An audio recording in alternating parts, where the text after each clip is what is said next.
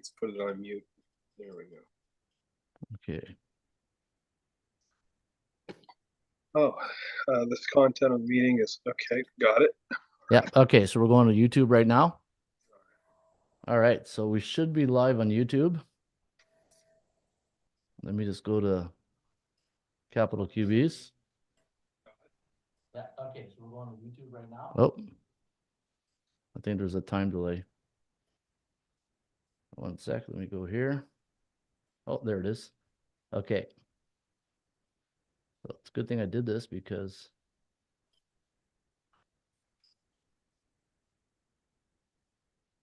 perfect.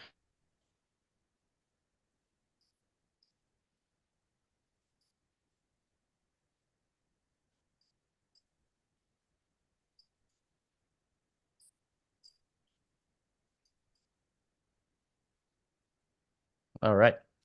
All right. Here we go. All right. Welcome, everyone, to another episode of the Pre-Snap Read podcast, the series. This is episode number 11. I'm your host, Coach Ron Raymond. Tonight, we're honored to welcome Coach Heath Weir, the visionary coach behind one of Canada's top high school football programs, serving as the head coach and offense coordinator of the Huron Heights. Sorry. Okay, turn the mic out there.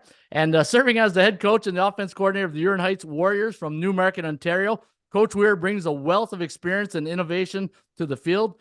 At the helm of the Huron Heights Warriors, Coach Weir has redefined the game with his dynamic triple option offense, propelling his team to unparalleled success of a record of 181 wins. That's phenomenal. 22 losses, 2 ties, along with 7 OSA championships in 12 appearances.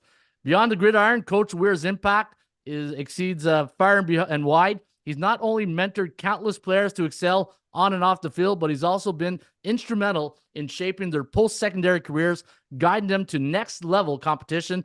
Moreover, Coach Weir was the creative force behind one of Canada's top high school football magazines back in the early 2000s, Gridiron Football, and is revered as sought-after coach for Coaches Clinic nationwide. So tonight, grab your playbooks, join us as we delve into the realm of football strategy. And Coach, welcome to the podcast. Oh, thank you very much. I'm honored. That was really nice. All the great things you had to say. And you remembered the magazine.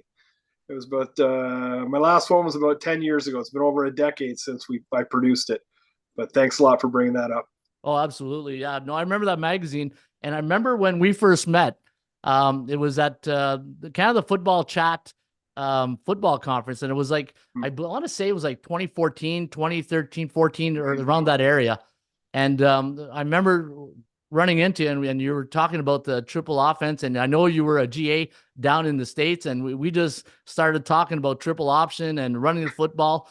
And to me, like I told you last week, you're like our version of Bob Ladouceur. And anybody who knows American high school football back in, I want to say it was like the 80s and early 90s, De La Salle High School had 151 high school record of win streak, and they ran the veer option.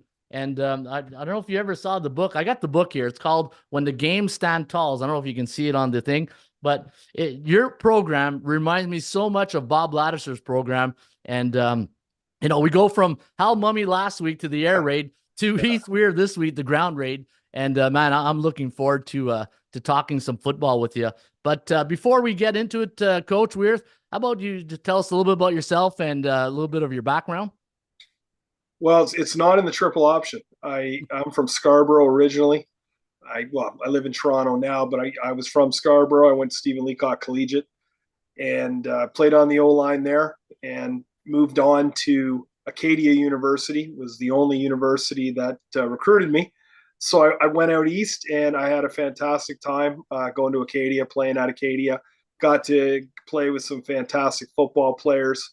I got to watch a lot of football. I'll be honest with you. I always think the best coaches are probably the guys who spent the most time watching. And out there, I didn't see the field a heck of a lot. And it was a great experience being coached by Sonny Wolf, the head coach. Really took me under his wing, brought me in as an assistant coach when I graduated and finished playing. Taught me a lot about recruiting and how to deal with people and coaches, and just how to run a program. and we did a great job recruiting Ontario. And then from there, I got a job as a graduate assistant at Arkansas State University from 97 to 99, where again, I was lucky enough to be around some fantastic coaches. Mike Tomlin was on the staff. Oh, wow. Well, as I tell people now, I mean, last time I saw Mike was 2001. We were sitting having a couple of Diet Pepsis in Orlando at a coaching clinic. I don't have his cell number. We we don't hang out. But if I walked into a room today, we would know, it would be, you pick up where we left off. But besides him, there were a number of other coaches. Greg Studrawa, who's a legendary offensive line coach in the NCAA's, won multiple national championships at Ohio State and LSU. And I could keep going. There's a slew of guys. The OC at Pittsburgh, Randy Fiechner, Keith Butler, the Arkansas State staff. For lack of a winning team, they had a fantastic coaching staff who went on to do amazing things in the NFL. And then after that, I went over to the University of Memphis, where again, a fantastic staff. Former USC head coach Clay Helton was the wide receiver coach. Tommy West was the head coach. He was a former head coach at Clemson. Larry Porter, former head coach at Memphis. Well, since then had been the head coach at Memphis. He's now, I believe he's at Auburn, was at Alabama. So just Granville Eastman. Granville Eastman, I'll throw this in there. I'll throw him at him here. He's not a lot of people know that name. And Granville Eastman was a guy from Stephen Leacock Collegiate. Granny was a little bit older than I was, so I didn't have a chance to play with him. Granville went on to St. Mary's University, and then he was at Arkansas State first. And so he got down there in 96, and he never left. A lot of people don't know, he's the first Canadian to ever be a Division I head coach. And he's the first Black Canadian to ever be a Division I head coach. Wow. He was head coach for a season at North Carolina Central, which is in the FCS. And Granville has been up and down NAIA, D2, 1A, 1 NFL.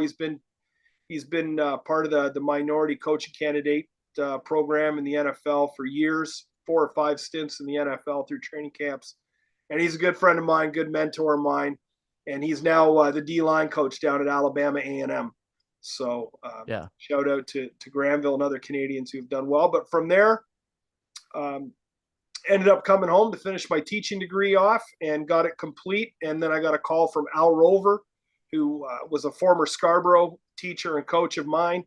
And he said, I hear you're home. Would you like to come up and help us out in spring camp? And that was the spring camp of 2004.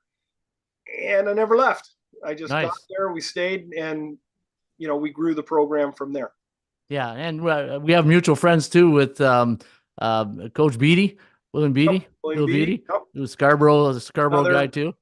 Beatty and I were on the O-line together. William and I were on the O-line together at Stephen Leacock. So now, what was the year you went to Acadia? What was the? I was there I played there from 91. Graduated in 95, and then I went back for one season. I have 2 younger brothers, and my one brother Brent's a former All-Canadian, and it was a chance because I'm 5 years older. Yeah. So I went back for that 5th season when you could still do it back then. Yeah. I played just for my dad, could see the 3 of us on the same team together. And then from there, I kind of coached before and after then at Acadia. I was kind of like a player coach, if you want to call me that. Kind of like a Reg Dunlop. Yeah. For those Reggie Dunlop fans, a little Reg Dunlop action. Yeah. It's always good. You can throw a Reg Dunlop, little slap shot there. And showing my age. Yeah. Oh yeah. No. Hey, because the reason I say it, because I had one letter of an offer to play. It was Acadia, but Coach Sonny Wolf too.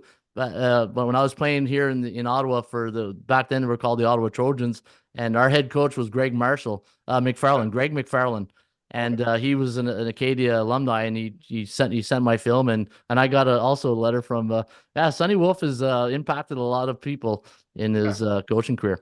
There's awesome. A big coaching tree off of that. Oh yeah, for sure. No, this is gonna be fun. Like I said, the top we got the ground and pound, and I'll get into this later because I had the opportunity of playing against you. Was it 2018, 17 at the OFSA?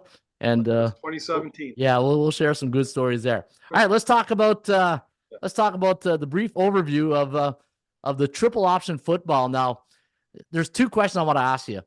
One, What made you fall in love with triple option? Well, it was after when we got there in '04, excuse me, and then into 2005, we made our first appearance in the Metro Bowl. We ran a very vanilla offense. We do a little gun, little under center, I backs, ace back. We throw the ball around. We had an excellent wide receiver and a young man named Ezra Millington, went on to the CFL. But we found by the time we hit the Metro Bowl, defenses at that point, way back in '05, were just getting a little more sophisticated. And it wasn't, we had good athletes, but it wasn't as easy as it used to be, just, tossing the ball out to, Delroy Meyer or Tanner Forsyth or Kamar Anglin and hoping they break it. So when the season was over, we knew we were graduating a lot of talent. And then it just became, my first thing was, okay, how do we still had a young man named Kamar Anglin, who's a fantastic athlete, went to Saginaw Valley State as a running back. But we were like, how do we get him loose? How do we get him to the outside without him having to run around, contain? And it just came to me, options. So I started looking on the internet. I tried learning it. And I popped across the Indiana option football camp. Yep. And I took Ezra Millington. We moved the quarterback because he's a fantastic athlete. He could throw the ball. And we moved Kamar to what we call the A-back position. And we took the two of them down to Indiana just to see what it was all about. And the guys there were fantastic. They gave me everything, playbooks, whatever you need. Any questions we'll answer. And it's been 17, so 06, 10, it's going on 17, 18 years. We've been going down in the summer to Indiana. And, it's a summer camp, like any camp, any kids can go. Yep. But, when it started off, there were 2 kids going. And I think last summer, I think there was 42 or 43, Warriors football players who went down to that camp to learn. So, oh, wow. It's huge. It's been a big catalyst to our program. It's 3 days of very intense learning. It's the best learning football camp I've ever been. It's not a showcase camp. There's no university coaches there. Yeah. It's just 7 or 8 high school coaches from around Indiana and Illinois, and they all run triple. And it's about learning all the way from grade 7s up to seniors in high school. Hey, it's a good way to get your base install in, right? in one big shot like that. Yeah. But yep. Well, no one here runs it in Canada. So in Ontario. So we still go to the university camps here, but there's no camp like that to go to. Absolutely not. Like the thing with the triple option is one of my sayings. I say you marry it, don't date it, and it's either you're either all in or you're all out. That's right. And I'm a wing T guy.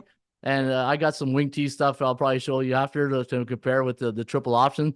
I'll give you the Jackson Bennett story in 2013, which I shared with you last week. But I love the thing, and we live in Canada, and this is one thing I was really going to ask you. I wonder what your record is in high school in different months, because I always say when you get to November, but you're a little luckier because you live more down south of Ontario. I'm a little bit northern in Ottawa. And it's a little colder here in November, December, where we don't throw the ball much when it's -3 and -5. But the thing is, when you can run the football and break their will, it's just one thing of the other teams, they can't stop it. And you get a snowy day or a cold day, and the passing game looked good in September, but you get to the month of November, December, and you're like, man. And this is where a lot of coaches will learn the hard way. Maybe as a young coach, we'll get in there and say, you know what, I really got to work on my running game, because if it's going to be -5 like this in November, December, and we need to run the ball, I need to find a system to run the football. And to me, the triple option, like when you go to a clinic and you see a clinic that has offensive line, if you go to a football clinic, what room do you go into? An offensive line, a running back, a receiver, the defense? I'll either go into the O-line or the quarterback room. Okay. Depending on who, like we only go, I won't waste any time. And it's not a waste, it's a waste for us. Yeah. Unless it's close by, or I want to go, there's somebody I want to see. We will not go to, our coaches won't go to regular clinics on our offensive coaches, because what's the point? Yeah. We don't run any of that. You can always pick little things up. Don't get me wrong. I'm not ignorant to that. But if I'm going to invest a weekend and a couple of $100 in a hotel, we are going to go where we're going to learn the most from the experience and be able to apply it to what we do. I always say, fill your toolbox. Yep. You know, whatever it might be, the spread, the gun, the ski gun, the option, whatever, you know, inside zone. But at the end of the day, you better go to clinics that apply to you. Yep. Otherwise, you're kind of wasting time. And as a high school teacher and coach and father, and you know, I don't have time to waste. So I'm going to go where I'm going to get the most bang for my buck. No, 100%. And the thing is, what I've learned after like 10 years of going to clinics, you know, if I have to listen to one more inside zone, and no disrespect to but it's just, you know, you want to go. I just found myself going to different, you know, the defensive side, go see how those guys think. Right. And that's one thing I'll tell a lot of coaches is that once you've been to clinics and you've been to all the offensive stuff, go learn the defense, go learn special teams, be valuable to your program. Right.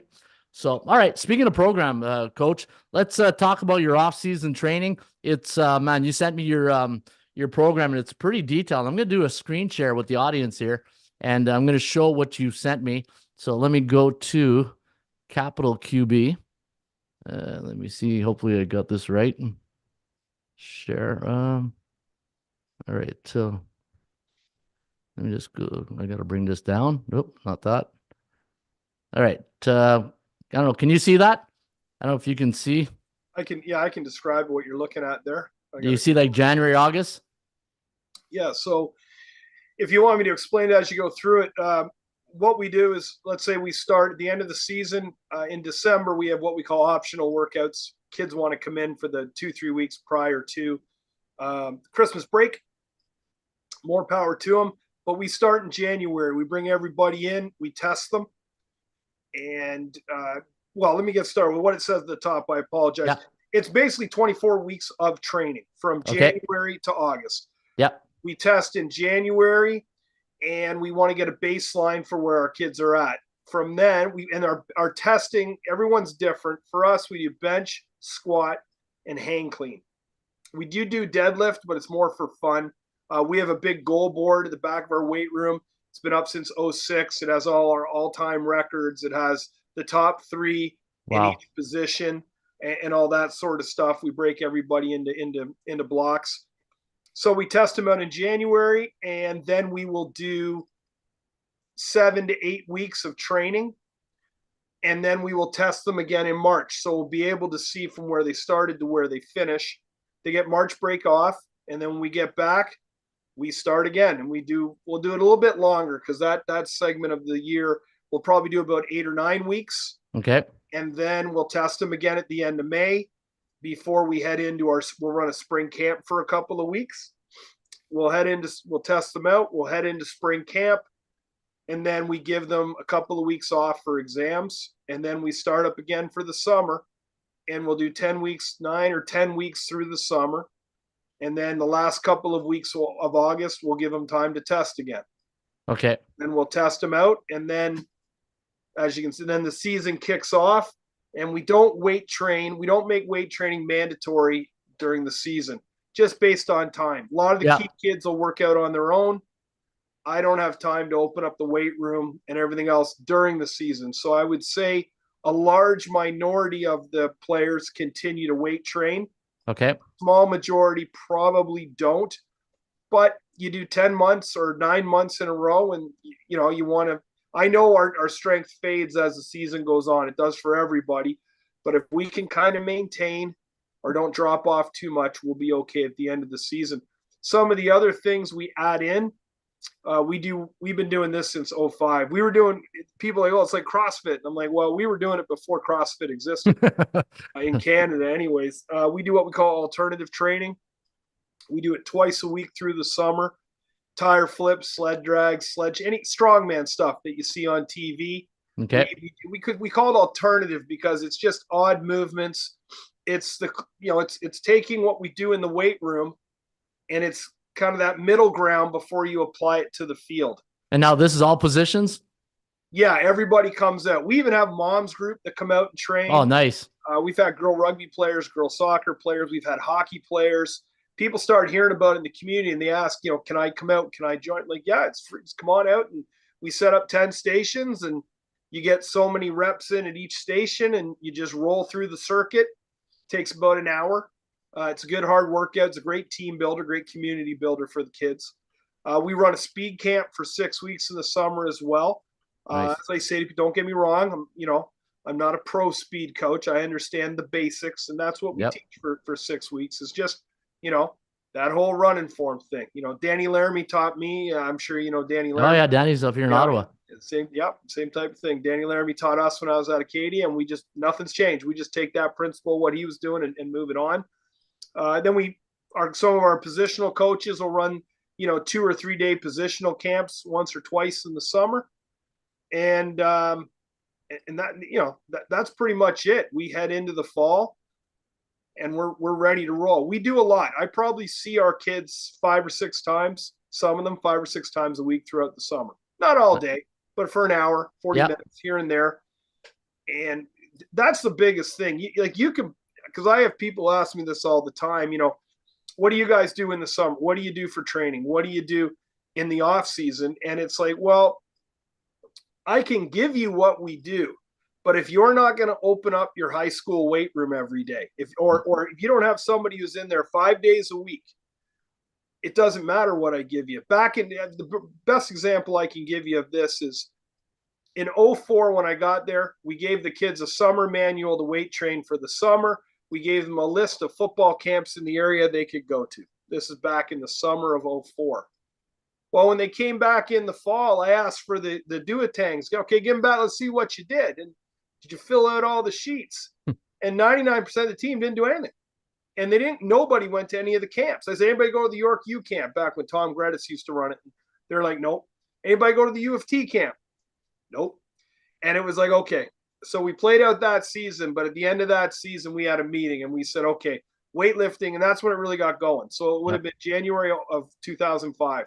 We said, everything is now mandatory, highly recommended. And I said, this is how we are going to do things. And do you guys want to win or not? Everyone's like, we want to win. It's like, okay, well, this is what it takes. This is the commitment it takes to win, in my opinion. And then, we ended up in our first Metro Bowl at the end of 2005. And it hasn't stopped since. We just keep doing what we do. It's basically 90% the same stuff, for the past 19 years, 19 seasons, whatever it is. And this is what we do. I'll share it with anybody. This is what we do and how we do it. But you have to be willing to do it. Don't expect the kids to. You got 40 kids on the team, 8 or 9 will do it on their own. That's it. You're going to have to push another 8 or 9 that are on the fence. And then you're going to have another 8 or 9 that you're going to have to drag like anchors to get them in the weight room. And then the last 7 or 8, you're going to have to chase through the halls. And we have the same issues at Huron Heights. We are not a football factory. I have to chase kids down to get their weightlifting and off-season training. I have to call parents. I have to email parents and the kids. I try and get the parents as involved as the kids are, because I know if I get to the parents, the kids will usually fall in line. But it's tough. It's tough for us. I hear from other coaches, I'm trying to get buy-in. Yeah. We don't get 100% buy-in. It's kind of like we force you in. I mean, or a kid, occasionally a kid will choose, you know what, it's too much. It's not for me. And that's okay. I don't know how to win any other way. And I don't want to do anything at half speed. It's either we do this or we don't do it. And it's culture building, right? Culture 100%. building and having fun. I can just imagine your weight room where everybody's pushing each other and everybody's pumping, yelling, and and it's just the same like on a football field. And you got to take that season into the off season. And like I'm with St. Matt's here in the off season. In fact, we had a little training today, and Coach Coventry, which real well, is doing a great job at St. Matt's. And we keep saying it takes time. It takes time to build that culture. And then you start with your young guys at JV. And then you build that culture up where, it takes, how many years did it take you to really get to like where you want to go? Like between 7 years, maybe? It took a number of years, to get full buy-in. And it's tough for me. I'm getting older now and things. I'm being honest with you. You look back at it like, oh, it was great in 05. No, I'm sure in 05, it was still 50% of the team was working hard.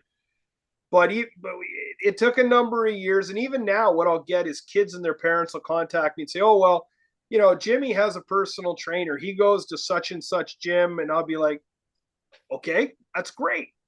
But yeah, they have to get 3 workouts in a week to play for our team. You have to get 3 in a week. Now, if you're playing basketball or hockey if there's if you're playing for our school basketball team, of course we will adjust and massage that for all our kids. Or if you're having academic difficulties, which luckily we don't have many, but you got 1 or 2, and it's like, hey, you know what? Your mom, you need to be at home this week getting caught up on your assignments, so you're not going to be. But 90% of our guys, they understand that's what they have to do in order for us to be successful, because we are not the most talented team in the world.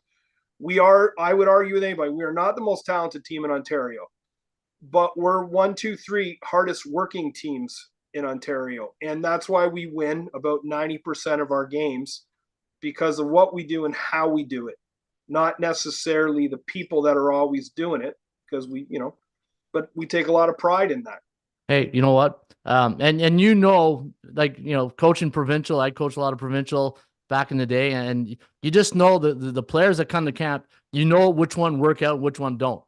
Like you can just tell right off the bat. And a lot of these players who really want to go to the next level, I always tell the players that if you want to play at the next level, either CEGEP or junior football or CIS or U Sports, go look at a U Sports practice and go look at the intensity.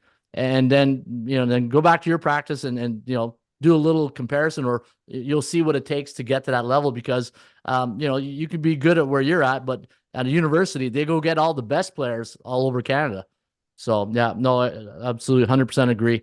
All right, let's talk. That's the weight room. Let's go into the specific training routines and drills that you do in the off season. Is there anything specific that you do, as a triple option team? I'm sure you do a lot of read key, pitch toss and all that stuff. And in the gym, like, do you do gym? Do you go in domes? To be honest, we don't spend a ton of time in the off season. What we'll do, actually, funny enough, what we'll do is we try and push our QBs, for instance, to go and learn, for lack of a better term, pro style, because a number of kids play summer football. Once again, it comes back to your toolbox. A number of our QBs work with a couple of quarterback coaches in the region. The 2 that stick out in my mind, one's name is Bob Rainford in the Toronto region. Bob's been around since I met Bob when I was in grade 9. So that tells you how long Bob's been coaching in the GTA. He comes up to our school and works with our QBs. Also, a lot of our kids all our quarterbacks go to Will Finch out in Burlington. Yeah. And I'm quite happy to let them go and work on their passing game, work on their throwing motion. It's only gonna help us. It's only gonna add to our arsenal and what we can do. So we don't spend a ton of time between January, February, March, even April. We'll do a little bit, but not as much as people think. We don't spend a lot of time in the gym. We will do some gym work coming up. We will do a short kind of little mini camp, maybe once a week over 3 or 4 weeks. We will do a little bit of film, trying to just, hey, we'll go back now and watch a year ago or 2 years ago, and did he make the right read here? Did he do what he was supposed to do? How should we react to this? But really, we'll get going in June camp, and then from there, a lot of the kids will play summer ball. But when the kids who do go down to that Indiana camp, they learn so much they'll get 1,000 reps over 3 days. Wow. And I can't mimic that. And what I love about it is it's so compressed into us Friday, Saturday, and Sunday that it helps us, because all of a sudden I don't have to run camps. I don't have to do this and that, because they're going to be getting a lot of that down there, and it's exactly what we do. So whatever they teach, that's what we do anyway. So it's awesome. It transitions very nicely. Yeah, and speaking of quarterbacks, as you know, I'm a quarterback coach too, and then one of the traits that I look for quarterbacks is toughness, and it leads us right into this segment. I would, having a triple option quarterback, that to me is probably the number one thing. Is you need a tough quarterback, because normally we're teaching quarterbacks how to slide, and in your offense, I'm sure they got to go and get those greasy yards that you need for in 3-down football, because you don't get that extra down here like they do in some leagues. But what do you look for when you when you start doing training camp, what do you look for in your quarterback? Well, we're just trying to find a kid that we feel is mentally tough. Yep. You have to be to play in our offense. There's a lot of pressure on a triple option quarterback. I don't want to go negative, but I have heard from some people that there was actually a post on our social media. We kind of laughed. That's why I posted it. It's like Huron Heights doesn't produce quarterbacks. And it's like, really? We've produced one every 2 years, basically, on average, to go off to youth sports in the NCAA. And they do pretty good when they're there. They win. Like we don't really produce QBs. I don't like saying that. I just say we produce football players. Yeah. And that's really, to me, if I'm a university coach, I want the best football players. And you're going to find, and the magic of what we do is if you are a pro style offense, or you're a CFL or whatever it is, touch football, 7-on-7, whatever it is you do with quarterbacks, my question always becomes, what happens that season you don't have a QB who can do all that for you? Like, what do you do? And you're stuck. And how are you going to play 5 receivers when you don't have a quarterback who can throw to one? You're going to have issues. You're not going to win. So it's almost like you're giving up that season.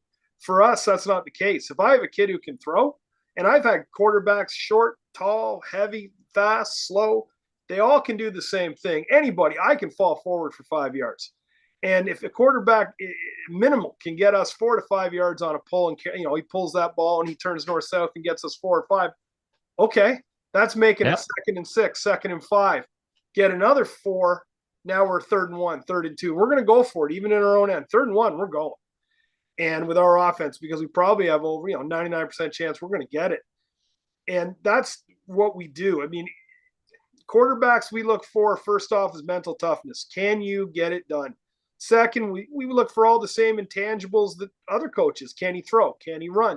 Obviously, being athletic helps, but I'm not going to name any because I don't want to make anybody feel bad.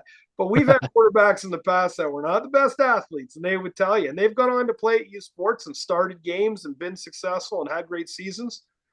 And we've had other quarterbacks that have gone on to youth sports, and after a year or two of playing quarterback, maybe they're sitting at number 2 or number 3 on the depth chart, and they decide, heck, I'm not doing this anymore. I just want to play. So they go play wide receiver. We've had former QBs go as QBs, end up being starting corners at Waterloo, starting wide receivers at Mount A.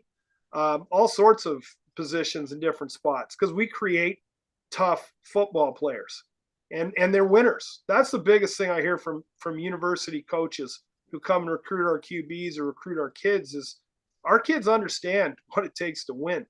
And that's not knocking anybody else's program, but if your kid's not getting 3 workouts in a week, if he's not going to speed camp, if he's not doing alt training over the summer, if he's not watching film 45 minutes to an hour every week, if he's not going through prep packages for each opponent and all those things you have to do, if he doesn't have a coach riding him in practice when things aren't executing well, if he isn't used to coming over when something goes wrong in the game and catching an earful, when you going to learn that? You're going to learn that when you get to university. It's a culture shock. I tell our kids all the time, there's pressure playing at Huron Heights. There's pressure to win. There's expectations now. We've developed that culture where every year our guys are fighting to play for a provincial title. And if you're our QB, there is a pride, because there's only so many of them. Like there's 5 O-linemen every year. There's not 5 QBs. Yep. So if you're that starting quarterback and you're leading us to a provincial or a quasi-national title or what have you, or just taking us to a bowl game, everyone's looking to you. And our offense is, because our quarterback, like in any offense, they have to make a lot of decisions. I think the misnomer of option football is people feel, 1, you never pass, and 2, they're just bullying the ball ahead. They're just bullying the other team over. And it makes me smile and kind of laugh inside. It's because you don't know what you're talking about. No. Just like in your anybody, not yours, but anybody's offense, you're asking a quarterback to read the secondary, check down from 1, 2, 3. It's the exact same thing we're doing. We're just on the line of scrimmage going 1, 2, 3, making your reads. And we'll throw the ball if we have to, and we do. We did it this year. Maybe we watched our bowl game. We threw for touchdowns. On the flip side, if you're giving me anywhere from 5 to 8 yards a clip, Why am I going to throw? Yeah, why if you can't stop it? Well, you know. And I've had coaches. We've coached with people. I've had people. Why don't we try this? What? Why? They haven't stopped that play, and that's something we're notorious for. If you can't stop something, I don't mean to give it away. It's like the old Nintendo game we all played when we were kids, Tecmo Bowl. Yeah. There's always that one play that works. Oh Well, yeah. I'm going to You run don't it. go to. But the thing is with the quarterback, what you're saying, and that's what I always teach our quarterbacks too. Like I always tell them, you're an athlete first, a quarterback second. Yep. And once you understand that, and the thing in your offense is that maybe a player, a quarterback, you know, who's like say not used to the triple option, and he's not used to the physicality and being physical all the time. He starts to learn to be physical, and he starts to get that confidence of getting hit. And maybe he's not sliding as much. And he just, because a lot of quarterbacks, they just, you know, they think that taking a hit is going to knock them out or it's going to hurt. But you got to be tough and team tough, and just the confidence that comes with.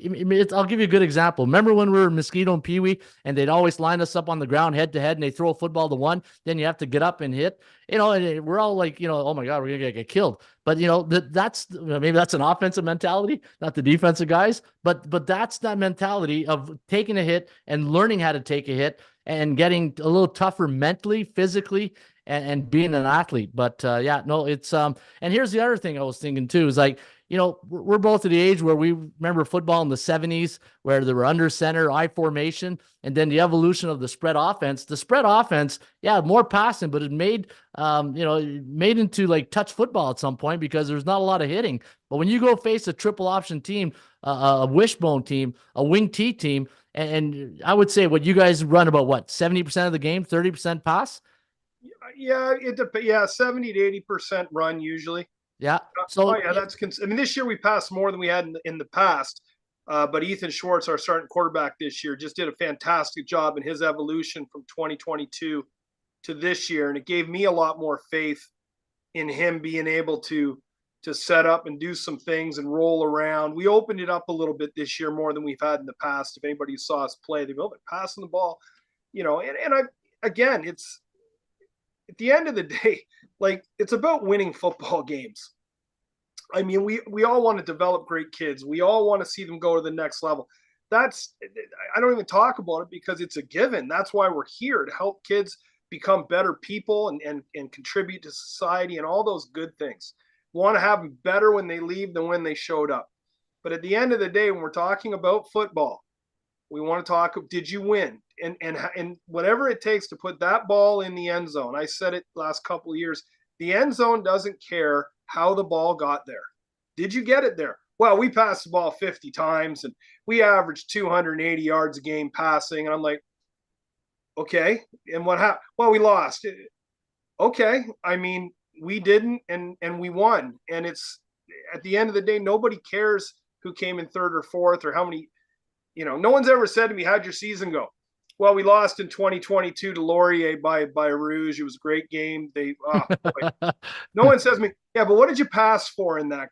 What does it matter? We lost, and the other team won. And I'm sure nobody said to after the game when they were high-fiving each other over in Laurier's locker room, you know, DJ Fiante, I believe his name, I apologize if I mispronounced it, was the QB. I'm pretty confident nobody went up to him and said, hey, good win. But what did you pass for? Like, nobody cares.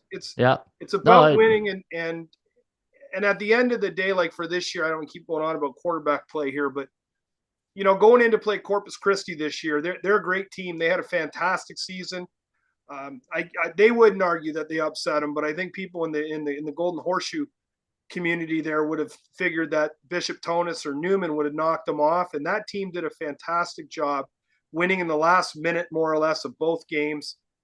But what we learned by watching them and breaking down their film was their QB doesn't run. Great arm. I mean, that kid can throw the ball, but he's not a runner. So when we're prepping to play them, that took an element right out of the game. Now, I'm not saying the kid never ran. I think he scrambled once, but he's not a runner. There's no designed, you know, he's not running for 50, 60, 70 yards a game. Extending the play, right? So we're just looking as a defense going, okay, we're going to worry about the running back and the receivers. You got a fullback that's pretty darn good. But as far as the QB running, we're not even going to respect it until they start burning us, and then we'll adjust. But we didn't have to. And that's the key to us is when you play us, if we have a QB that year that can throw like we had this year, you have issues because not only are we going to run and do what we do with the option, but the QB can pull it and take off, and we can play action you if you're going to cheat. Yeah, and cheat, and when you mean cheat, you mean what do you do with your safety? Do you bring him down or do you keep him up, right? Yep. And if you watch the game this year, we overthrew a receiver running down the seam all by himself because we saw the free was cheating down to play the toss. All right. So staying with our quarterback segment here, let's talk about the responsibilities of the quarterback reading a defense and making split second decisions. Like let's take one play for midline, right? Yep. Midline, is that a quarterback run, or like is there an option in the midline? Yeah, it's a double option. So there's double, triple, two. It's going to be our fullback or our quarterback, and we're going to read the inside defensive tackle. The offensive line is going to do what they do. The play side guard's going to rip underneath, and the QB takes that snap. He takes his steps back, and he's just eyeballing what we call the read key. Is that the 3-tech or the first it could be a 2-tech, 3-tech. He's going to read that defender. The first midline would be the first defender head up to outside of the guard. Play side. Okay. All right. So he just opens up on that midline. He rides that fullback. If he sees, he just reads it. If that D lineman takes a step up field, he gives it. We have rules. Like our rule is you give unless. Okay. Because you can never really be wrong giving it to the fullback. So when in doubt, give, right? Yep. You're giving to the fullback unless you see that D tackle coming down onto that midline, and then you got to pull it and replace. If you want, I can show it to you on the film if you want to see it. Yeah. Okay. You know what? Yeah, let's jump right into it because your three staples. You want to share your screen, Coach? Yeah. If you want to wait and do it after, it's up to you, Coach. No, we can do it right now because that leads us right into the concepts and strategies of the triple offense. And you talked about it when we talked on Sunday. You said your playbook's like three main plays, right? Yep, triple midline toss. That's triple midline toss. All right, let's. And then we have two. There are some games, honestly, we'll run 50, 60 plays, but we'll only run 7, 5 with a couple of, and then the 6 and 7 and 8 are probably one-offs that we'll just throw in there to see what's happening. But we go into a game with 5 staples. Well, I apologize. 3 staples and then 2 things that help counter off of that. And then we add in play action passes, probably 4 or 5 different passes. And that's okay.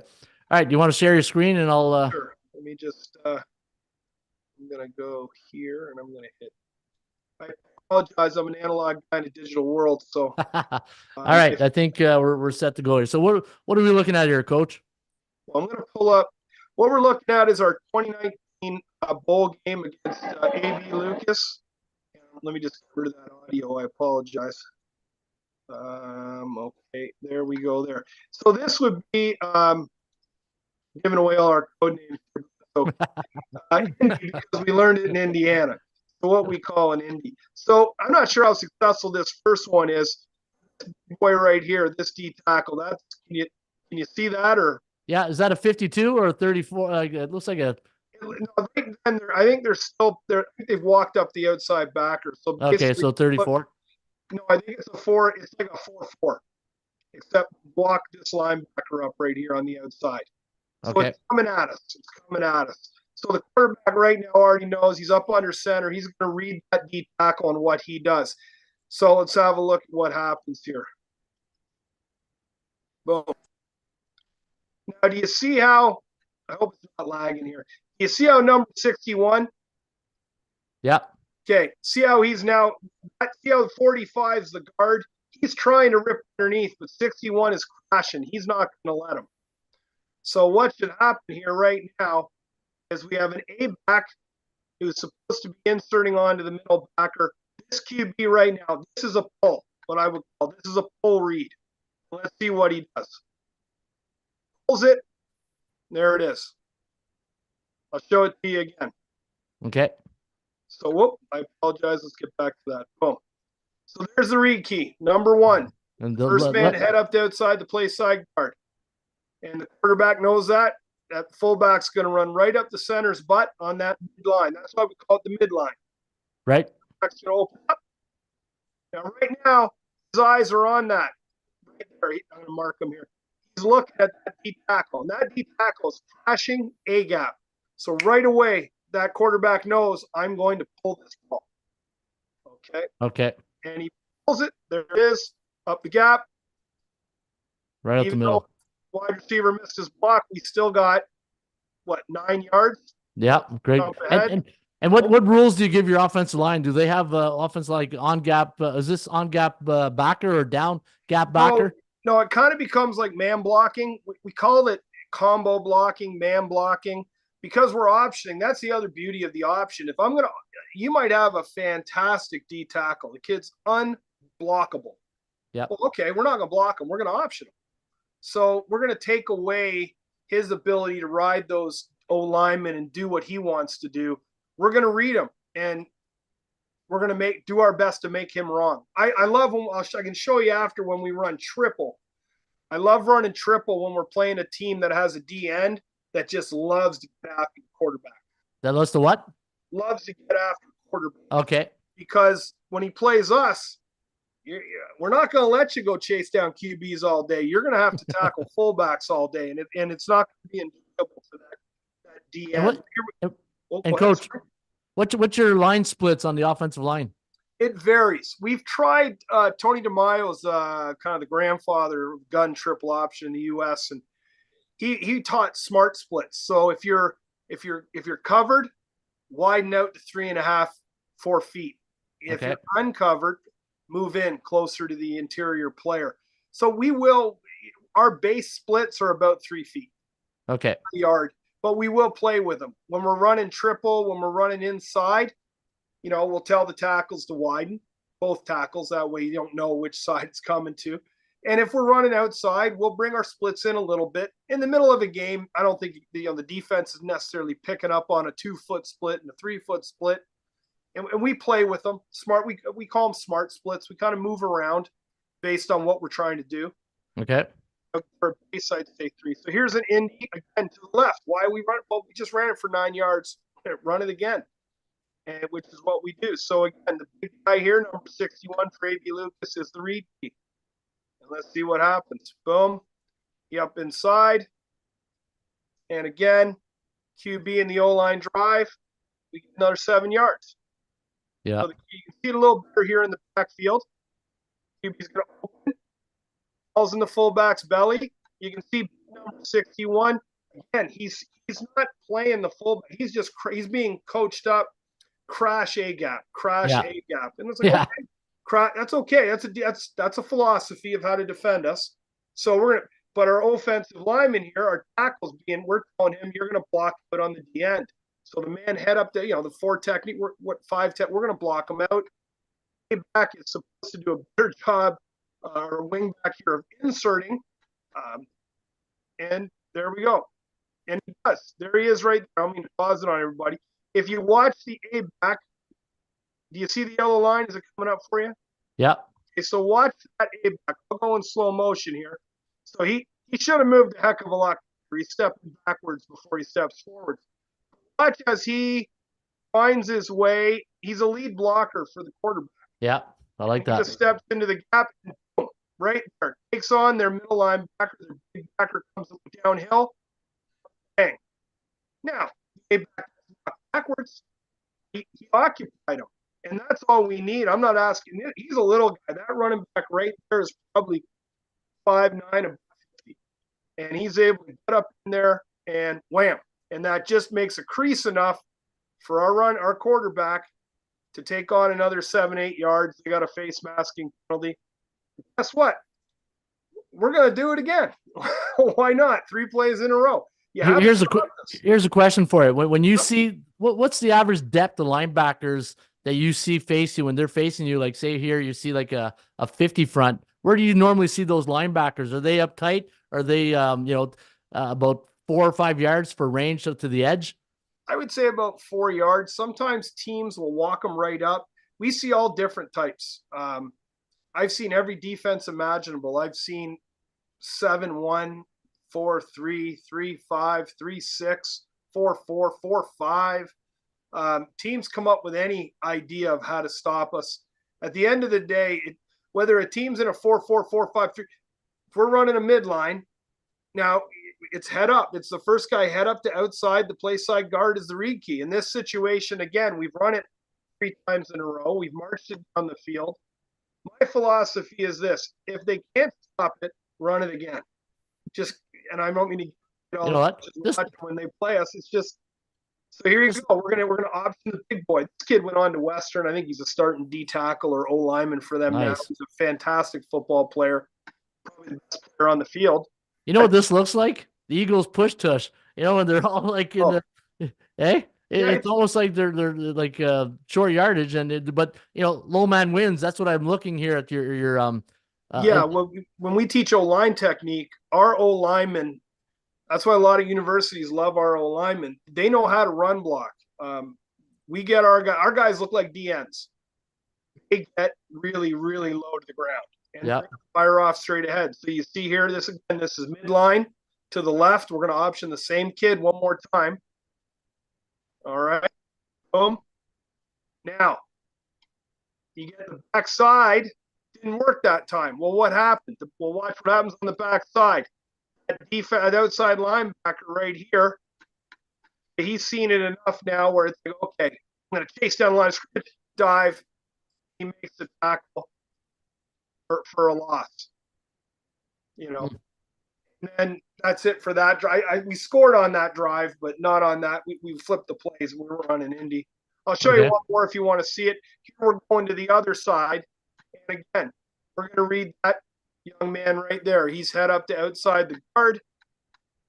They're playing some sort of a 4-4, 5-3 look.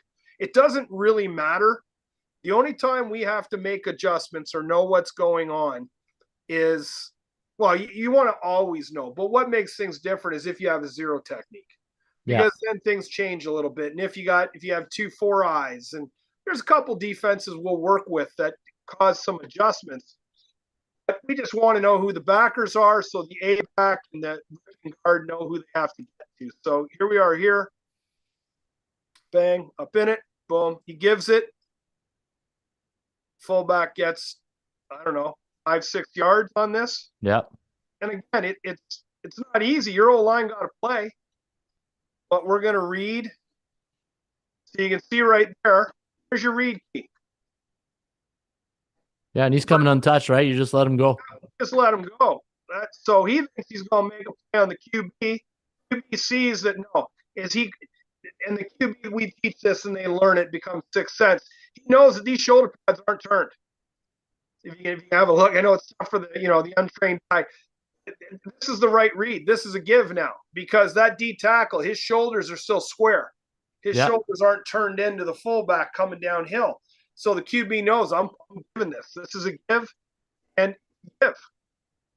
And keeps his balance, drives his feet. He picks up 7 yards. So that's a great job. And guess what? We run the same play again. Here it is. Hey, if they can't stop it, keep running it, right? That's Here it is. Do we get the first down here? I don't even know. No, there you go. He pulled it. So that's a great look at that. So, and a lot of times our quarterbacks will know this. If I pulled it and kept it, or I gave it, chances are that defender's going to, because he missed it, he's going to do the exact opposite. It's just human nature. Yep. They only have a week to prepare. You only got 7-8 practices to get ready for our offense, and it's an advantage. So in your run blocking, coach, is it all gap scheme or do you have some zone scheme too? The only people who my brother and I have arguments about this. Because he's an O-line coach. We don't have zone blocking. The only people who are what we call combo blocking. Yeah. Is sometimes on the backside away, but our center and guards will have to combo. But a lot of it is man blocking. So because I always have an extra O-lineman because we're optioning people. Right. So if you have 7, I'm only blocking, and I run triple, I'm only blocking 5. If you have 8, again, I'm only blocking 5. and then I'll bring a wing back in or something like that to block you. So there's always going to be one or two guys in your defense unblocked, but we're reading them. And yeah. Oh no, I would always recommend to high school coaches or provincial player coaches, in zone is very tough to teach, and you need the right offensive line. To me, I'm more of a gap scheme guy. I'd rather double team play side, reach backside, and just power run. On the backside, on the backside of any play, we maybe we're using terminology that's our own. We just say we gap cancel. Gap cancel. Maybe that's other people call it. All it is, if you're on the backside of any play. So if I'm the center and we're going to the right, all I'm doing is guard. You have A gap, tackle. You have B gap. That's it. You just step down, north, south, step down, north, south. You're just going to cancel those gaps. Nobody comes through the A gap. Nobody comes through the B gap. That's it on the backside. So we try and make things very simple. And again, you'll have a good look here what it looks like now where the QB just gave it to the fullback on the last play. So we're going to come back and read this kid again. And I looked at him and gave him a signal, hey, get ready to pull it because this kid's going to do what? Let's watch his shoulder. See, right now, look at 52. What's he doing now? Yeah, his shoulders are pointing to the sideline. He's crashing. He's already pulled the ball. He knew in the first two steps that his shoulders are turned. I'm pulling it and I'm going. Yeah, it takes a smart quarterback too, right? Quick decision making. And there it is. He breaks north-south and another 7-8 yards. It's not a magic, that's not the magic bullet. It's not going to, it definitely does help. All right, how do I go back? Stop sharing. So I'm going back to you. There you go. I think you have it. Yeah, no, like we had Hal Mummy on last week and we talked about the air raid and he said something which, everybody knows is it's less plays 1,000 ways and rep. Like if your players can see this play as many times in practice and in games, then they're going to have build muscle memory to those indicators that's going to force their subconscious to react, right? And I think that this is the same thing in triple option, right? You need if you just run, like you said, 3 plays, midline, toss, and was it dive? Sorry, triple? Triple toss. So it's triple midline toss. Triple midline toss, right? So, and if you run that 100 times, then everybody starts, understanding because the one thing I always tell people is that, what? Let's say you got like 10 plays, but if you're facing a different front and a different formation, zone coverage every week, those 4 plays turn into maybe like 30 plays because now what are you going to do against a 30 front? What are you going to do against a 4-eye? What are you going to do against a double dog? Like the rules that you have to tell your players to make and how are they going to adjust within 20 seconds of breaking the huddle, right? So, rule of thumb for me to all coaches out there, less plays 1,000 ways and keep it simple for your players, right? Because you get one injury. Hey, that's another thing. If you get an injury to a player, do you have a domino effect? Oh, you can. I mean, no, what you're saying is correct. I think it was back in 2005. I was at the University of Western at a coaching clinic, and I can't remember the gentleman who it was, but you always try and take something away from every clinic. And we were at this clinic. There was a room full of coaches, and he said, "Okay, how many people here got 100 plays in their playbook?" And a couple guys raised their, and then we went down 70, 50. I think I was at that point probably in the 30s to 40s. And he didn't tell us why. So everyone's taking a lot of pride. Oh, I got 40 plays. I got 50 plays. And then he said, well, how many plays you run in a game? Average high school, I think somebody probably said about 40 to 50 offensive snaps. He says, okay, how many times out of those plays do you run the same plays over? And, so what it came down to, I think he was around 12 at that point. And he just looked at everybody and said, well, then why are you practicing 50 different plays? And it was like an epiphany to me. I was a young coach. I was like, yeah. And then everyone remember the Titans. If you haven't seen it out there, go check it out with Denzel Washington. The team, TC Williams. And that whole idea in the beginning when he said, here's a copy of the playbook, and the defensive coach goes, this is awful thin. And he goes, I run 5 plays. It's like Novocaine, just give it time. It'll work. And it does most times. Like our record kind of speaks for itself, not to brag on us, but when you look at the amount of wins we have, we're doing the same thing. It's tough to stop. And 100%. Hal Mummy said last week he doesn't even have a playbook. He did us like he goes to practice and he probably does 4 verticals, mesh, Y cross, and a couple of inside zone runs, and that's it. But all right, hey, let's talk one more thing before we get to the next one here. What do you want to talk about? Triple option? Yeah, if you want me to, What's your bread and butter? Like if you're like first and 10, you're starting a game, you're on the 50-yard line, left hash, first and 10. What's Coach Weir calling right out of the gate? well, depending on my QB, this year we probably would have run a triple at you. In years past, if I got a bigger QB, we'll run a midline.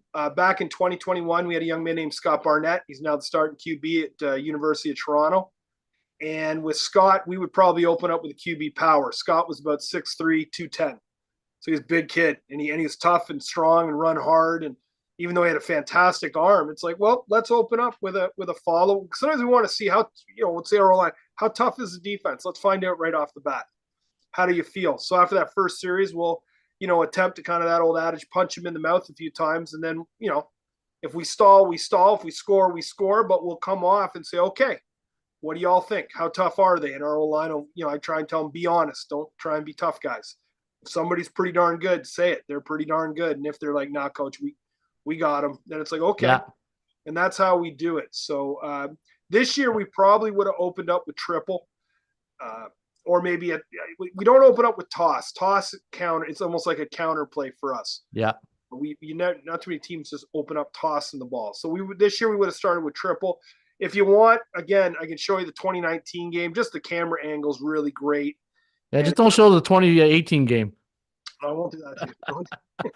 Yeah, and while you're doing that, I'll tell the story of that. So I was at St. Matt's, and you were coaching at obviously you're in Heights, and we're in Hamilton that week. And we're going there and we're playing you guys, and we're trying to prepare for that option. And but we had a pretty good linebacker that year. Oh yeah, did a pretty good job. Like it was close game till about maybe the second or third quarter, where in an offense like that you wear down the opponent, and once you break their will.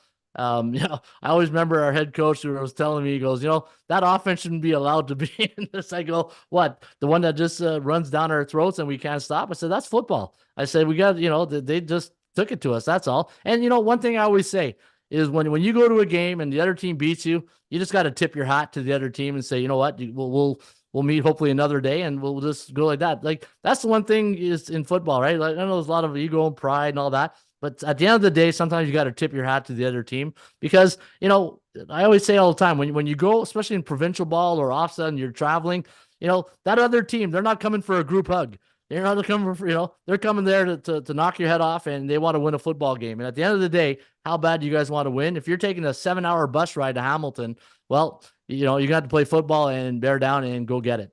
But, no, 100%. Yeah. I mean, we don't win every game either.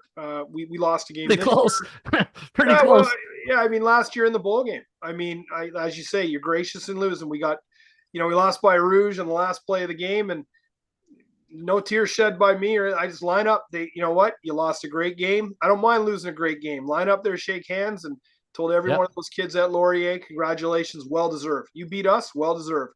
Yep. And I told our kids at the end, have a look around because we're going to be right back here next year. Absolutely. And we were, and we did, but it takes a lot of work. But to have a look at our triple here coming at us. So it's Taylor, because we learned it at Taylor University. We like to keep things simple. That looks like a zip defense right there. Yeah, well, that's basically, now you're looking at kind of a 62, what I would call a 62. They're walking up their outside linebackers. So again, boy here would be number 1. So all it does is shift. So if we're running midline, our quarterback knows the read key, or the number 1, is the first guy head up to outside the guard, regardless of the front. The first guy head up to outside the play side guard. That's the read key for the fullback. Same thing in triple, except now instead of being over the guard, now we go from midline, the line moves. So now he's going up the guard's butt.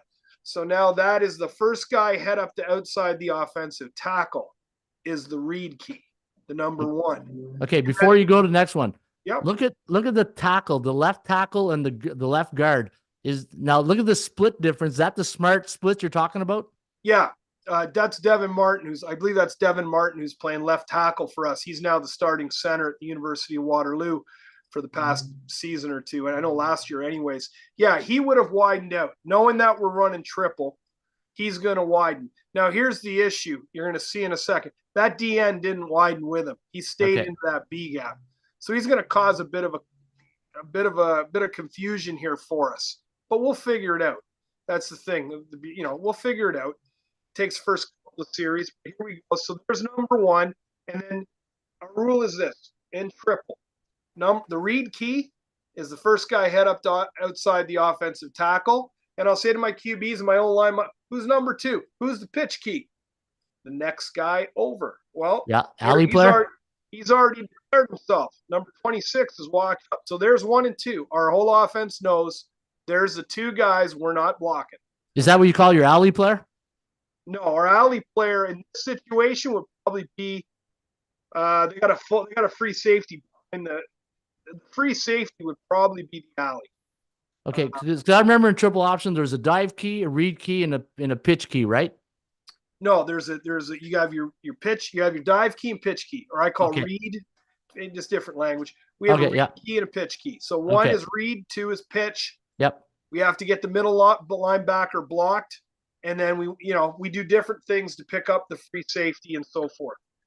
And so here, let's see what happens. Oh, they kind of jump offside there, but you can see bang. So right away, number one he dove into the B gap. Okay. Our tackle is not doing a fantastic job. He should be ripped underneath that regardless to get up to the Mike Packer. So now our quarterback is let's see what he does. To me, this is a give, or pardon me, I apologize. This is what we call a double read. In other words, the read key has pinched, and here comes number 2. So this should be an automatic pull and pitch. He should pull and pitch the ball. Because who has contain? Yeah. In this situation, he's playing B gap, he's playing C gap. There's no playing D gap. And 35 is crashing down. He's not even going to the edge. Like, who's got the C and D gaps? This is the issue, right? If you haven't done great, you didn't have time to coach him up. Here's a problem. Let's see what happens. Boom, pulls it. There it is. The quarterback just takes off. Now, he should have pitched it. But he likes running. He's a fast kid. Like, pitch it. I always say, let running back be a running back. So right now, he's already tucked the ball. So he's not. What he should have is I would teach him now.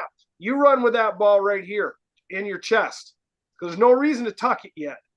And he sees that corner or that defender, and I'm sure if that's back up. Is that the free safety? Yep, there's the free safety. And this is what you were talking about in the alley. Yep. So look at the corner. The corner has no idea what's going on. No. Look, number 12, he thinks the fullback has the ball. So their corner is now in the fullback. So right now, in a perfect world, my QB pitches that ball, and good luck catching Colin Montgomery, number 7, who's now at Queens as a corner. He runs like a 4-5 flat. Nice. What's your pitch relationship to the tailback, quarterback, and the tailback? Is it 4x1? 4x1, 5x1. As long as it's not too tight, I can live with 5 yards. I can't live with 3, 2.5. In practice, we get that, and all of a sudden they're bouncing balls off face masks. And let me jump to the next play because I think we run it again because it worked so well the first time. And again, you can see they're in the line of scrimmage. Boom. Well, now it's a gift. Who made the play is this middle backer because we didn't get to him. So the quarterback, here's number 1, here's number 2. Quarterback makes the right read. He should have kept it or pitched it. He reads it. There's number 2. That guy's supposed to be playing the pitch. So the quarterback actually has made the wrong read here. And we're not getting up on the Mike. Mike's coming down. He's blitzing the B gap. So we end up stuffing it. I mean, we get our fullback runs hard, probably gets 3. And what's interesting? What's interesting? You don't care if you run it to the boundary, right? Oh, no, I'll run it both ways. Doesn't matter to me. Yeah, because defense, will they expect a boundary to pitch?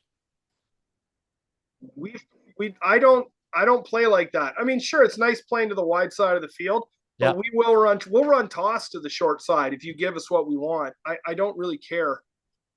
It makes life, this offense makes life easy in a lot of ways. Here you go again. Oh, I apologize. There's number one. There's number two. Our A-back, our wing back sitting here. He's responsible for this linebacker. He's got to get to him. Now, it's a size mismatch. Like I said, actually does 5'8", 150. This guy's about 6 foot 220. All he's got to do is occupy him. He doesn't have to kill him. He just has to get in his way. Yep. So let's see what happens. See if the QB makes the right read. He's seen it a bunch of times in a row now. Well, there you go. There's number two. Yeah, he's diving. He's playing. Crashing, yeah. Number one is right here. He's crashed up inside again. And now our A-back is getting on that linebacker. Let's see how he does. So to me, this is a gift. Give the ball. Now he pulled it. Yeah. Let's see how he does it. It's not perfect, and this happens all the time. There it is. So he's reading it, pulling it. Well, actually, this is okay because this is the key. So this James Lacey is the name of the QB here. He does a great job. He sees the double read coming. He pulls and pitches. There it is. Boom. Gets up in there, and we drive for 10 yards and a first down. Yeah. Hey. And on the goal line, there's the fullback give there. Probably going to give it here. Does. We get a good push. And there it is there for a 2-yard touchdown run. Man, it's probably a good thing we don't have 4 downs, eh? I'll say that. I'm going to jump ahead here. Let me see if this is, no, this stays in it. We do have a big one here that's a little tougher to see. No, come on now, coach. Here it is here. It's a little wider. I apologize. You see what happened? We've seen the QB hand it off. We've seen the QB pitch it. Now this is, and we've seen the QB keep it. But here's another pull. And again, who are you playing here? This is all A.B. Lucas from 2019 in the Western Bowl. And where are they from? Well, A.B. from London, Ontario. Okay, yeah. Great program and a fantastic league out there. Oh, London, Windsor, yeah, good football out there. Great football. So here's number one, right there, the defensive end. Now you might say, well, there's nobody outside him, coach. So who is it? Well, they're kind of in a stack. So we'll read we'll read the stack. So there's one, and can you see the number two? Does it come up on the screen okay? You can see it? Yeah, I can see that. Okay, so there's 1 and 2. And again, the option's coming right at us, and let's see how we do it. So, boom. He knows right away. Number one is pinch the B gap. I'm pulling the ball. So he pulls it. Here comes number two. You can see number two way out here. Yeah. He's playing pitch. So our QB right now, you can kind of look at his body language. He's planted his foot, and he's about to head north-south. Okay. Up. Everybody made their blocks. Now go be an athlete. Wow, good run. Yeah. That killed him. That opened up the second half with that. We just said they're not stopping the triple. Boom. There it is right there. As soon as he pulls it, his eyes go. As soon as you make the read, as soon as you pull the ball, your eyes immediately go to number two. Where is he? Where's that pitch key?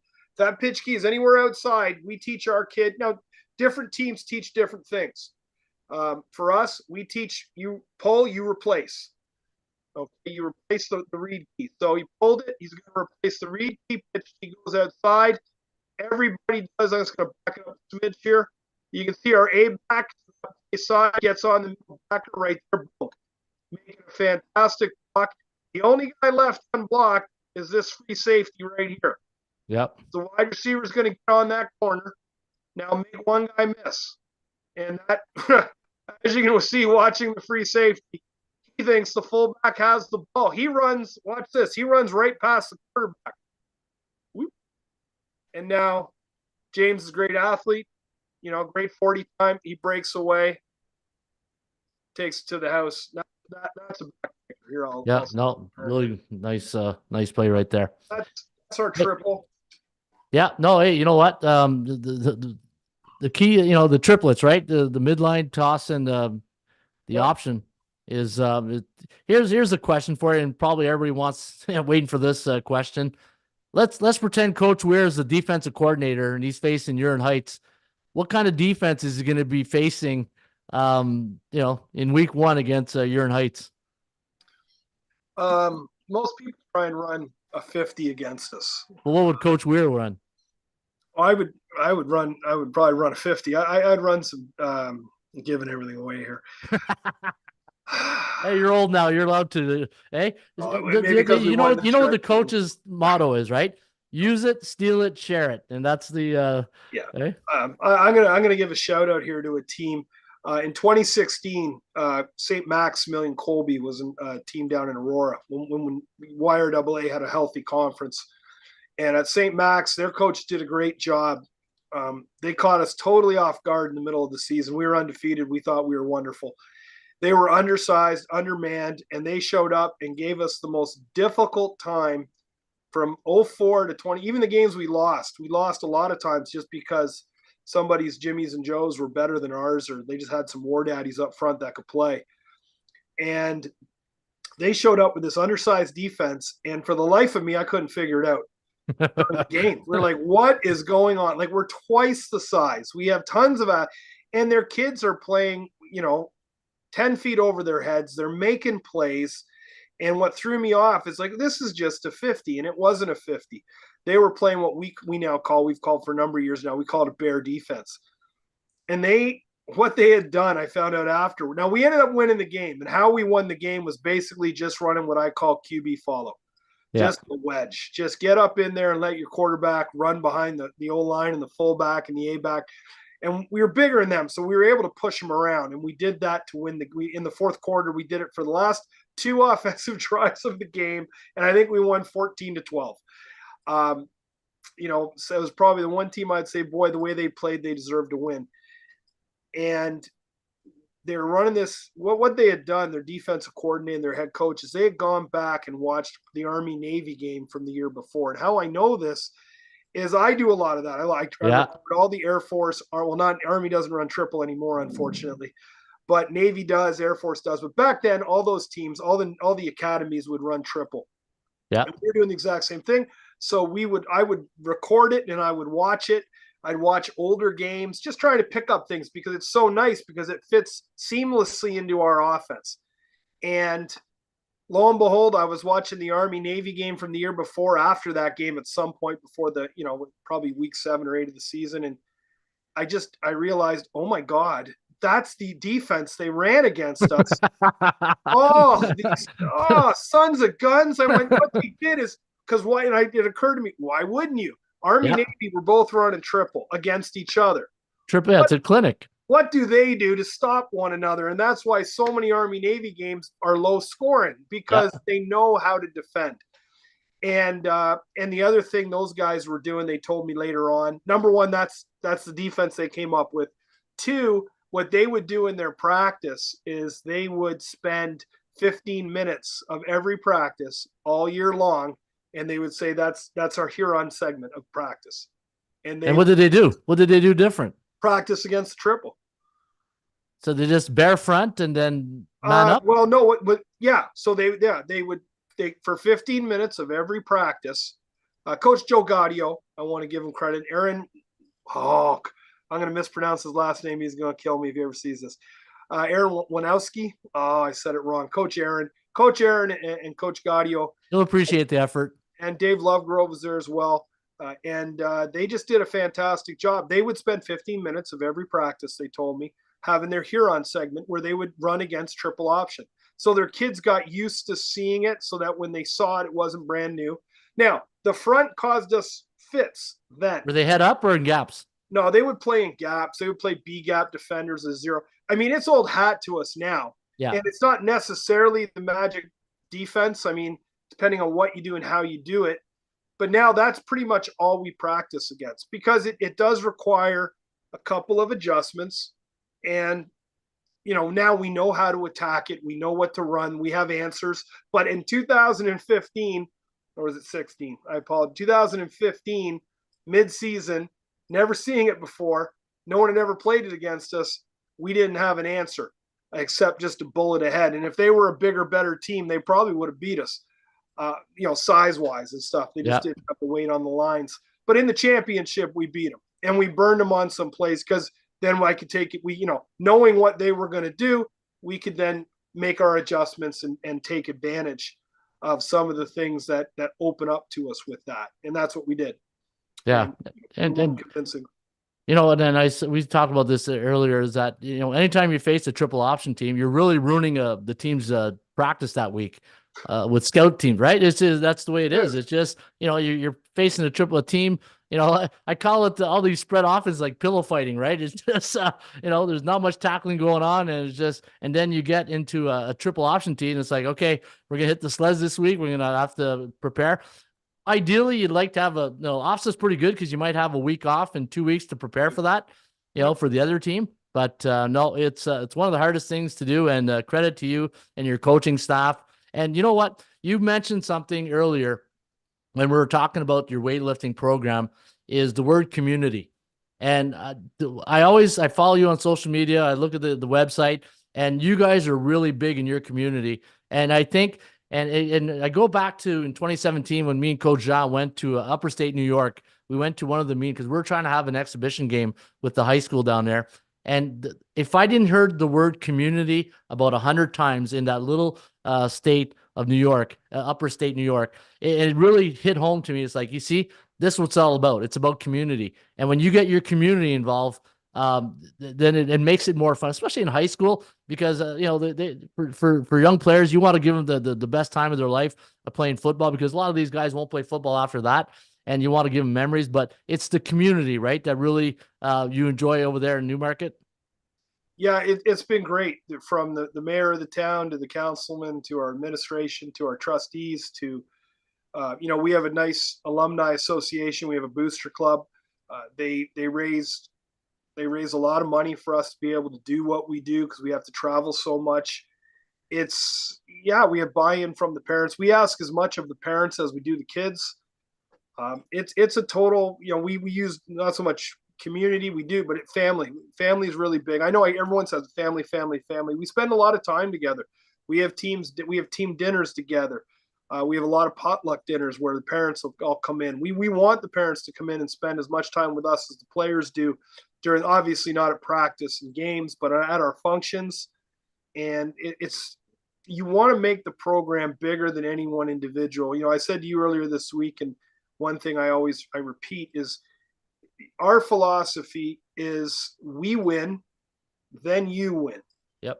And I say that to new kids coming into grade 8s, or anybody who says, hey, I'd like to come play for Huron Heights. Like, okay, you want to come to school at Huron? That's great. We love to have you. But understand something. We win, and then you win. And I say it right to them. And I want them to understand, if you are a young guy or a parent who, your number one priority, everyone's number one priority is their own. I have a son who plays, so of course I want my son to do well. My son didn't play in grade 9. He played on the team, but he backed up, saw some fourth quarter. And I remember some people said to me, how's Jackson? How's Jackson doing? He's doing great. He goes, is he starting? I'm like, no, he's grade 9. He's backing up. They got a great team. What do you mean he's not starting? You're the coach, or one of the coaches. I said, yeah, that's not how we do things here. The best players will play. We have to win, and then the individual players. Because, if you're not having success as a group, it's very difficult to garner individual success unless you're the freak on the team, who scores all the touchdowns and gets all the yards. And occasionally we see those types of kids. But for us, it is a team first. And I'll be dead honest. We have had 1 or 2 people over my 20 years, not a lot, 1 or 2, leave because that wasn't for them. It wasn't about the team. It was about me. And that's fine. And maybe there's a program out there that embraces that. And I wish them nothing but the best of luck. But I'm just honest. You won't enjoy yourself with us unless you have a team and a family mentality. And, you have to be willing, and we've had plenty of kids do it in the past. You have to be willing to give it yourself for the guy next to you. And we preach it. We teach it. Our offense, that's what our offense is.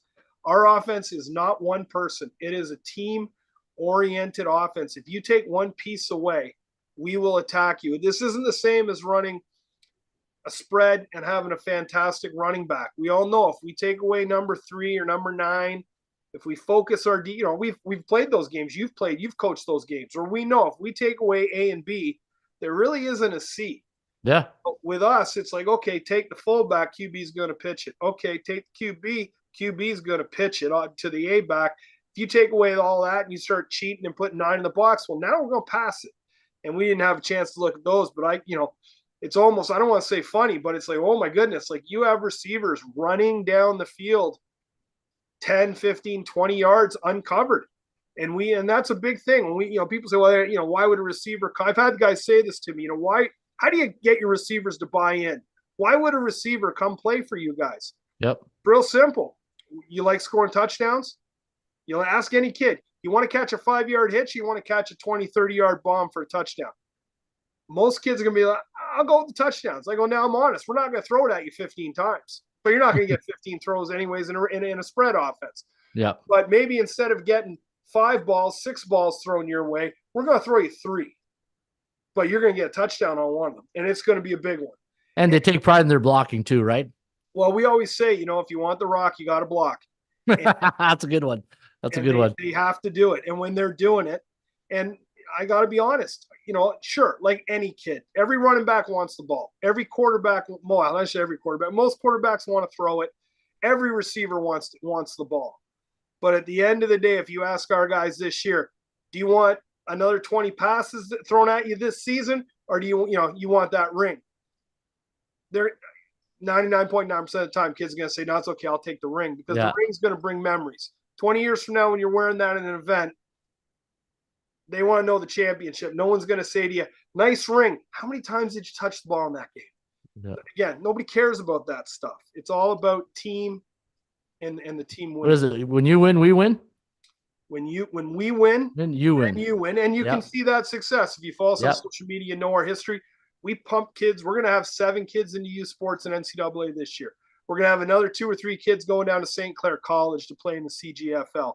We average between 5 and 6 kids a season. And to be honest, NCAA, we've had back-to-back years now, but we probably average every 2 to 3 years we have an NCAA football player, depending on, what some years are better. But we put guys, quarterbacks, wide receiver, every position. We have every position in the youth sports and in the NCAA covered. At the end of the day, what was your experience when you were at Huron Heights? And hopefully everybody walks away with saying they had a fantastic experience. They won a provincial, maybe a national title. And those are memories and things that you can never take away. Hey, you know what? I tell people all the time, when you watch NFL Hall of Fame speeches, who's the first guy they thank? The high school coach. Right. It's all the time. All the time. Not there yet. I mean, maybe someday. Fingers crossed. Yeah. I remember I'll leave us with these last 2. Number 1, Coach Sargent for Saskatoon Hilltop. And when he came to that coaches clinic in Burlington, he said something that day that stuck with me for the last 10 years. It starts with you and ends in us. And that's their thing that they have when they walk in their dressing room. It starts with you and ends in us. And Thurman Thomas, when he came, I don't know if you were at that clinic when Thurman Thomas was there at Lee's I was there. I was there. Thurman Thomas says he was being recruited, and he was bit of an issue in high school, and then he had somebody come up and talk to him. He says, "Look, you got all the greatest talent in the world." He goes, "You got 2 places you can go. You can go to State Penn or the Penn State." And he made the right choice, right? So, hey, you know what? But again, when you're in high school, coaching high school, and I say this all the time, you're building the next leaders. And you might not go to youth sports, you might not go to the NFL, CFL. You might be for in my case, my next team was the military. I joined the military. I could have went to Acadia, I could have played the Sooners, and I said, you know what? I'm 5'10", an average arm. I'm going to the military, and it was probably one of the best decisions I made. And that's what because when you're say 18, 19-year-old guy and you love the team atmosphere, you're always looking for that next team. And it could be the fire department, it could be working at Home Depot, it could be the police department or the military. So, you know what? Hey, this was a great chat, Coach, man. I'm so happy we did this. And I just started doing this year. I know you're saying, like, I haven't seen pre-snap read. I was doing these pre-snap reads, and I said, and I talked to Jamie Breezy there last when he came to Ottawa. I said, look, I'm going to be doing podcasts this off season. I'm going to try to get some of the, the Canadian, like, I'm trying to, get our, I'm obviously with the capital QBs. I'm so tired of this conversation. How come there's no Canadian, quarterbacks in the CFL, right? But it's football and trying to help the Canadian game. And man, it was such an honor to have you on there, Coach. And hey, keep doing what you're doing, because if it ain't broke, don't fix it, right? Yeah, we're gonna keep trying. Thank you for having me on. It's very humbling. They said a lot of really nice things about us. Comparing us to the coach down in California. I mean, it's been a real good run we've had. Hopefully, it continues. We're just going to keep trying to outwork everybody and do the best we can. And just throw a couple shout outs. Our coaching staff, nobody does it alone, and I certainly do not. I laugh all the time. We have a great defensive staff. I consider name everybody. We already talked about Coach William Beatty, so I'll add in Alex Patterson, Brian Kokola, Aiden Malzeric. We on offense, Don Panos, former of the Etobicoke Eagles, has been helping us out. My brother Brent Weir, he loves it when I say he was the shortest all-Canadian offensive lineman ever. I do appreciate that once again. And badge of honor. And and obviously a great home front. Bill Paisley, Bill Paisley, another young. We have a lot of alumni. That's the biggest thing we get is we have a ton of coaches at junior and senior. A lot of them are alumni because, again, we get back to that family and community. It's people say to me, like, why do all these alumni keep coming back to coach? Like, don't they have other things going on? And they do. And some of them are in their 30s. I mean, they've been coaching for years now with us. And it's just because the program is so important to the area.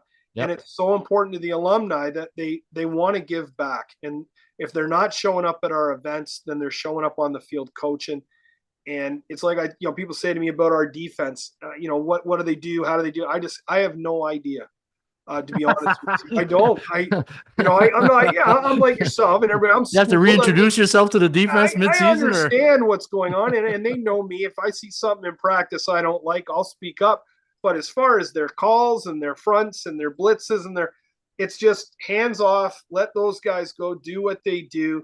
I'm busy with my little unit on offense, and that's been the catalyst of our success the past 5-6 years, especially.